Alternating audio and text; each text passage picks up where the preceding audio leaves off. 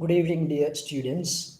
In this class, I would like to discuss the chapter The Truth About the Floods by Nissim Ezekiel. The Truth About the Floods is a poem written by the prominent poet Nissim Ezekiel, who belongs to the modernist movement in English poetry. This poem is written on the basis of a news report that was written by V.K. Dixit in the Indian Express, Bombay edition on 25th September 1967. The poem presents the lack of relief and rehabilitation measures that were offered to the victims by the government officials. So, this poem is a scathing attack on the callousness of the government officials towards the victims of a flood. Okay, the poem begins by introducing the flood affected areas of Balaso, Mayurbhanj, and Cuttack, situated in North Bihar and Orissa. The poet adds that it would be a very hard job for a visitor to find the truth about the floods. So, the first stanza, he begins by talking about this difficulty that we find for a visitor to understand the truth about the floods. This is the first stanza. He says that it is very difficult for a person to understand the truth about the flood, what exactly the people are suffering in this area. To understand this, it's not very easy. So that's what he's saying in the first paragraph. It is mainly because the government officials in every district would present their district or region as worst affected by the flood. They would also produce false documents of relief activities that were carried out in their area. So, if you approach a government officials, they would say that their area was the worst affected areas, and also they will have statistical reports about the condition of their place. Most of the time, these reports are cooked up. These are all false reports by the people, by the officials. The poet visits Madanaspur, a village located 9 miles from Balaso district. This district is considered as the granary of Orissa. So then the poet himself goes to the place, the flood affected area, tries to find out what exactly happened there. He reaches the place Balaso district that is considered as a granary of Orissa. Even after the 8 days of flood, the paddy fields of this village is filled with knee deep water. So that is the reality that he can see from there. Even after 8 days of flood, still the place is filled with water. And that is a place where you can find the grains are produced a lot, granary of the state. When the poet met a villager, the villager expressed his sufferings to him. The villager has 11 children. Two of his children are left to the mercy of God, which indicates that they are either bedridden or lost. His other children are begging somewhere to earn a living. So a villager comes and tells his pathetic condition to the poet. He has 11 children, and he says that some of them are already given to God.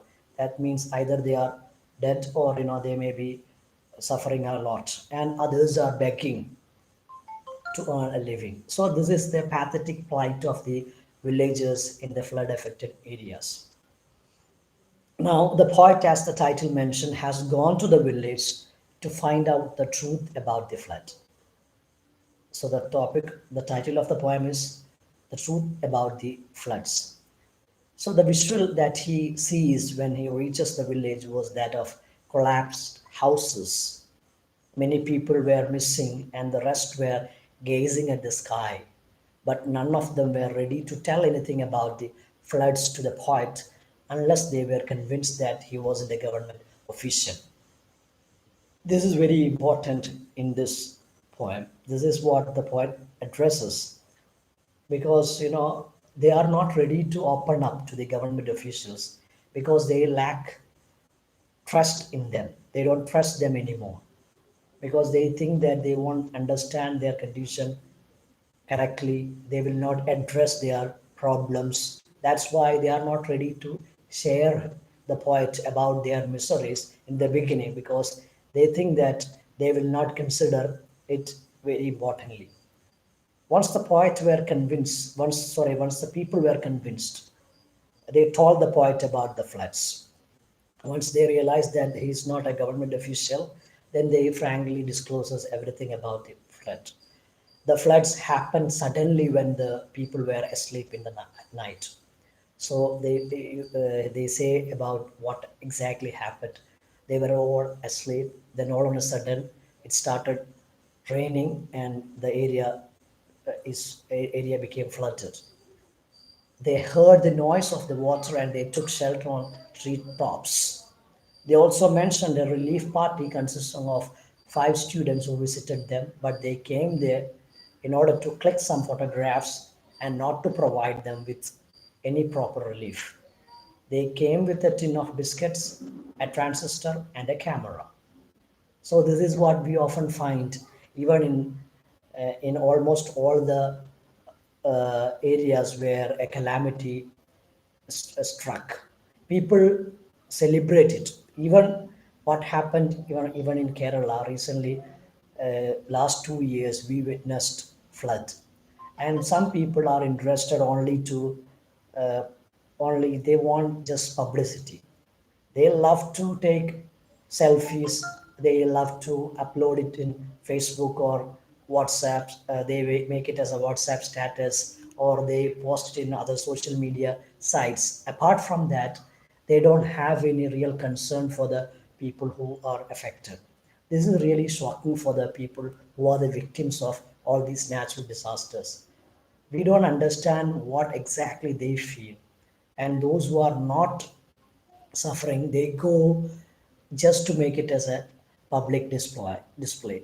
He says that the people come, students who come there with a transistor, they just take some photographs and they went, that's all.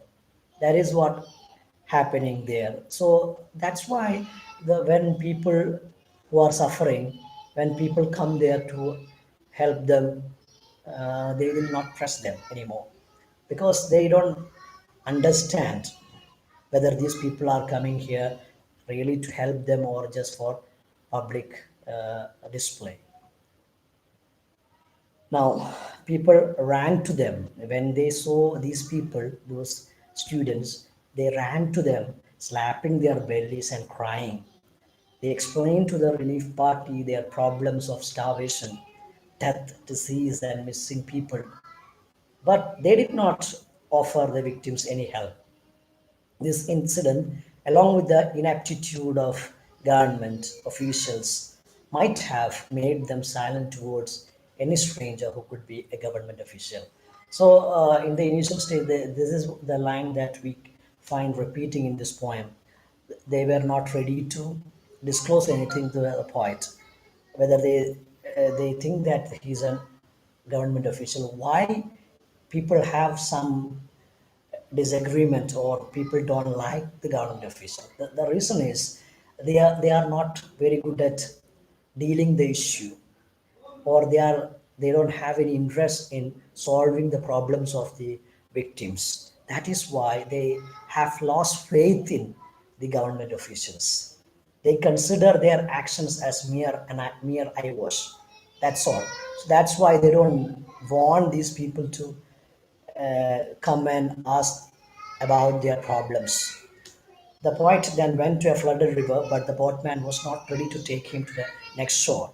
He was taken only when the boatman was convinced that the poet was not a government official. In the village of Arda and Badalpur, people were not ready to speak or help him organize relief unless they were convinced that he was not a government official. This is a clear indication that the people have a strong disagreement with these government officials. That is the major concern that the poet shares. The poet finally visited the district authorities of Belasor.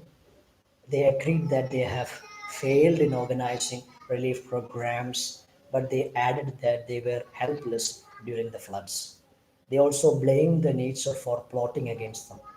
The authorities asked the poet to write these truths mentioned by them, and he wrote the truth that he had found out in his investigation. So this poem actually throws light on the carelessness from the part of the officials during at the time of calamities. This is precisely what we find in almost all the places. Uh, I would like to recite the poem "The Truth About the Floods" by Nissim Ezekiel, poem based on a report by V.K. Dixit in the Indian Express, Bombay, 25th September 1967. For a visitor to the flood affected areas of Balasore, Mayurbhanj, and Cuttack in North Bihar and Orissa, it's a job to get at the truth. Meet any official, he will claim his district, subdivision, or block is the worst hit and pass on a handout with statistics of relief work. The village of Mandaspur, 9 miles from Balasur district, the granary of Orissa. Early morning, after 8 days of flood, paddy fields with knee-deep water. I have 11 children. Two have left to the mercy of God. The rest are begging somewhere. I went to the village to find out the truth. All the houses had collapsed. Many were washed away. The men, women, and children were silent. They gazed at the sky. I had walked 2 miles in muddy water to reach the village, but the villagers would not tell me anything until I convinced them I wasn't a government official. The floods were sudden. The entire village was asleep. We heard a roaring sound and were engulfed. We took shelter on tree tops. A relief party came at last. 5 students with a transistor in a tin of biscuits, a camera. The villagers ran to them. They slapped their bellies and whined. I have not eaten for 3 days. My husband has been washed away. My parents have abandoned me. My daughter is dying. I cannot find my daughter. Don't make a noise, said the students. Sit down in a circle. The villagers sat down in a circle. They did not say another word. The transistor was on. The biscuits were distributed. The camera clicked. Then the students left, humming the tune of a popular Hindi song. I moved on and arrived at a solemn tributary. The boatman wouldn't ferry me across till I told him I wasn't a government official. I arrived at Arda, but the villagers wouldn't talk to me till I told them I wasn't a government official. At Badapel, I heard the children wail with hunger. An atmosphere of despair pervaded the village. I asked the men to help me organize relief, but they turned their backs on me till I told them I wasn't a government official. The district authorities at Balasur admitted they had failed, but they claimed they could not have done better. Nature, they said, had conspired against them. Write the truth, they said, in your report. That's it about the truth about the Flood by Nissim Ezekiel. He's a very well-known poet in the Indian English literature. We have a number of books by him. Some of the books, collection of poems include The Unfinished Man, Time to Change, 60 Poems, The Exact Name, and Hymns in Darkness. You have a wonderful poem by hymns, The Night of the Scorpion, which you can read and enjoy. So I hope this short description will help you to look at the text, study the text, since we are going through a very difficult situation in our life. I hope all of you are praying for things get better. Now let's look at some comprehension questions. Answer in one or two sentences. I request, this video is made for the students, so I request all of you to listen to it again and again and try to remember the questions. Look at this. What are the flood affected areas?